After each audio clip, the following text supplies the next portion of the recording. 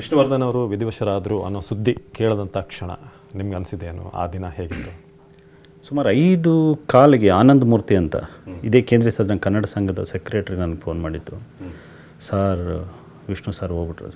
ಸುಮ್ಮನಿರಿ sir, ನೀವು ಏನು ಹೇಳ್ತೀರ ಸರ್, ನೋಡಿ ಸರ್. ಆವಾಗ TV9 ಹಾಕಿದ್ದು ನಾವು. ನಿಮ್ಮ TV9 ಟೈಟಲ್ಲು ಸಾಹಸಿಂಹ ಇನ್ನಿಲ್ಲ, ಗರ್ಜನೆ ನಿಲ್ಲಿಸಿದ ವಿಷ್ಣು ಅಂತೆಲ್ಲ ಬರ್ತಿತ್ತು. TV9 ಇವತ್ತಿಗೂ ಇದು ನೋಡ್ತೇನೆ ನಾನು. ಅದನ್ನು ಎಷ್ಟು ಶಾಕ್ ಆಯಿತು ಅಂದರೆ ಇಮಿಡಿಯೇಟಾಗಿ ಯೋಚನೆ ಮಾಡಿಲ್ಲ. ಒಂದು ಎಲ್ಲೋ ಸ್ವೆಟ್ರ್ ಹಾಕ್ಕೊಂಡಿದ್ದೆ, ಅದನ್ನು ಹಾಕ್ಕೊಂಡು ಸೀದಾ ಅವ್ರ ಮನೆ. ಒಂದ್ಸಲ ಬೆಂಗಳೂರು ಅಷ್ಟೊಂದು ಪರಿಚಯ ಇರಲಿಲ್ಲ.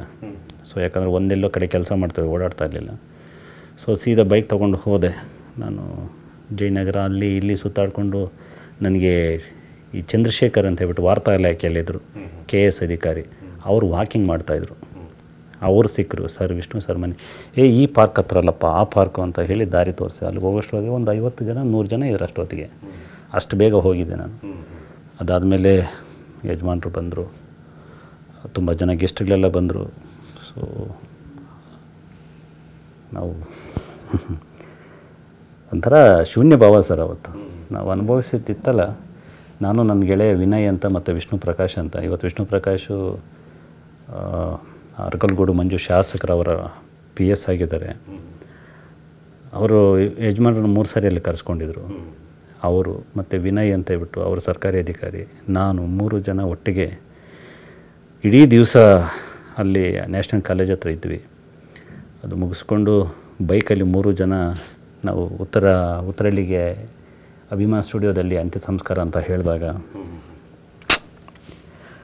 ನಾವು 3 ಜನ ಹೋಗ್ತಾಯಿದ್ದಾರೆ ಸರ್. ದಾರಿಯಲ್ಲಿ ಎಲ್ಲ ಹೆಂಗಸರು ಮಕ್ಕಳು ಎಲ್ಲ ಕೂಡ ನೀರು ಹಾಕಿ ರಂಗೋಲಿ ಬಿಟ್ಟು ಅವರ ಪಾರ್ಥಿವ ಶರೀರ ವಾಹನದಿತ್ತ ಮೆರವಣಿಗೆ ಇತ್ತಲ್ಲ, ಅದನ್ನು ಸ್ವಾಗತಿಸ್ತಾ ಇದ್ದಿದ್ದು ನೋಡಿ, ಆ ಪಕ್ಕದಲ್ಲಿ ನಿಂತು ಕೈ ಮುಗಿದು ಕಂಪನಿ ಮಿಡ್ತಾಯಿದ್ದು ನೋಡಿ, ಈ ಕ್ಷಣಕ್ಕೂ ಅದನ್ನು ಅರಗಿಸ್ಕೊಳ್ಳೋಕ್ಕಾಗ್ತಿಲ್ಲ. ಪುಣ್ಯ ಏನು ಅಂತಂದರೆ ಅವತ್ತು ನಮ್ಮ ವಿನಯ್ ಅಂತ ಹೇಳಿನಲ್ಲ, ಅವರು ETVಯಲ್ಲಿದ್ದರು. ಅವ್ರ ಹತ್ರ ನಿಮ್ಮ ಲೋಗೋ ಇರುತ್ತಲ್ಲ, ಆ ಲೋಗೋ ಇತ್ತು. ಸೊ ಅವರು ಆ ಲೋಗೋ ಬಳಸಿಬಿಟ್ಟು ನನ್ನನ್ನು ಒಳಗಡೆ ಕರ್ಕೊಂಡು, ನಾನು ವಿನಯ್ ಮತ್ತು ವಿಷ್ಣು ಪ್ರಕಾಶ್ 3 ಜನ ಹೋದ್ವಿ ಒಳಗಡೆ.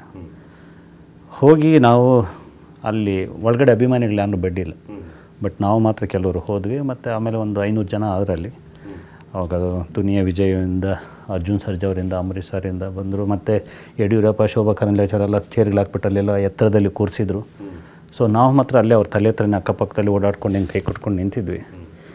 ಸೊ ಎಲ್ಲ ಚಿತೆಗೆ ಬೆಂಕಿ ಇಟ್ಟರು, ಎಲ್ಲ ಹೊರಟರು. ನಾವು ಹಿಂಗೆ ಕೈ ಕೊಟ್ಕೊಂಡು ಅಲ್ಲೇ ನಿಂತಿದ್ವಿ. ಶಿವರಾಮಣ್ಣ ಹಿರಿಯ ಕಲಾವಿದರು, ಅದೇನು ಅನ್ನಿಸ್ತೋ ಏನೋ, ಅದು ತುಪ್ಪ ಹಾಕ್ತಾರೆ ಎಲ್ಲ ಚಿತೆಗೆ ಬೆಂಕಿ ಸ್ಪರ್ಶ ಮಾಡಿದ ಮೇಲೆ ಅಗ್ನಿ ಸ್ಪರ್ಶ ಹೊರಟ್ರು ಎಲ್ಲ. ಸೊ ಅದಾದಮೇಲೆ ಅದು ಇನ್ನೂ ಚೆನ್ನಾಗಿ ಉರಿಲಿ ಅಂತ ಹೇಳ್ಬಿಟ್ಟು ಒಂದು ಸ್ವಲ್ಪ ತುಪ್ಪ ಏನೋ ಸುರಿತಾರೆ. ಆ ಶಿವರಾಮಣ್ಣ ನಮ್ಮನ್ನು ಕರೆದು ಬಿಟ್ಟು ಹಾಕರು ಅಂತ ಹೇಳ್ಬಿಟ್ಟು ನಮ್ಮ 3 ಜನಕ್ಕೆ ಕೂಡ ಅದೊಂದು ಇದನ್ನೊಂದು ಟಿನ್ ಅಂತೇನೋ ಕರೀತಾರೆ, ಅದನ್ನು ತಂದುಬಿಟ್ಟು ಹಾಕ್ತಿರಲ್ಲ.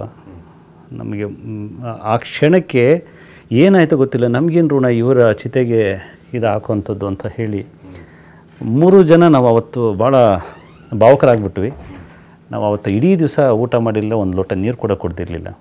ರಾತ್ರಿಗೆ ಬಂದು ಕೂಡ ಸ್ನಾನ ಮಾಡಿ ಹಾಗೆ ಮಲ್ಕೊಂಡ್ವಿ ನಾವು. ಮಾರನೇ ದಿವಸ ಎದ್ದು ಮತ್ತೆ ತಿಂಡಿ ಬಗ್ಗೆ ನಮ್ಗೆ ನೆನಪಾಗಿದ್ದು. ಆ ಥರದ್ದೊಂದು ಕರಾಳ ದಿನ ಇವತ್ತಿಗೂ ಕೂಡ ಪ್ರತಿ ನಿಮಿಷವೂ ನಾವು ಕಳೆದ ರೀತಿ ಆ ಯಾತನೆ ನೆನಪಾಗುತ್ತೆ ಸರ್. ನನಗೆ ಈಗಲೂ ನೆನಪಿದೆ.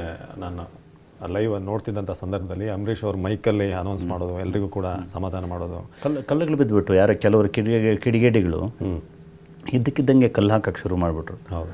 ಸೊ ನಮ್ಮ ಪಕ್ಕದಲ್ಲೆಲ್ಲ ಕಲ್ಲು ಬೀಳ್ತಾ ಇತ್ತು. ಆವಾಗ ಅವ್ರ ಮೈಕ್ ತಗೊಂಡು ಮಾತನಾಡಿದ ರೀತಿ ಇತ್ತಲ್ಲ. ಹೌದು. ಆಮೇಲೆ ನಿಂತು ಹೊರಗಡೆ ಬರೋಷ್ಟ್ರಾಗಿ ವ್ಯಾನ್ಗೆಲ್ಲ ಬೆಂಕಿಯೆಲ್ಲ ಇಟ್ಬಿಟ್ಟಿದ್ರು ಕೆಲವು ಪೊಲೀಸ್ ಜೀಪಿಗೆ.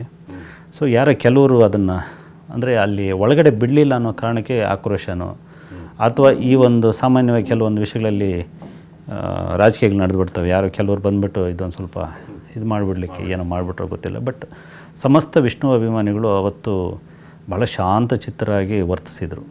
ಸೊ ಅದು ಮಾತ್ರ ನಾನು ಹೇಳಬಲ್ಲೆ.